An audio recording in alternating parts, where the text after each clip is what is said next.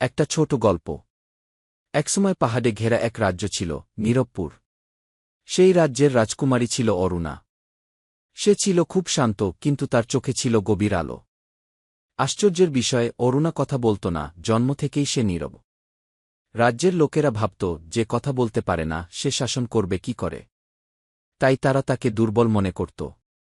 একদিন রাজ্যে নেমে এলো এক অভিশাপ। পাহাড়ের ওপার থেকে কালো কুয়াশা আসতে লাগল। যে কুয়াশা ছুঁত সে নিজের সবচেয়ে প্রিয় জিনিসটা ভুলে যেত। একদিন রাজা অসুস্থ হয়ে পড়লেন। মন্ত্রীরা বলল, শুধু নীরবতার মুকুট পরতে পারলেই এই অভিশাপ থামবে।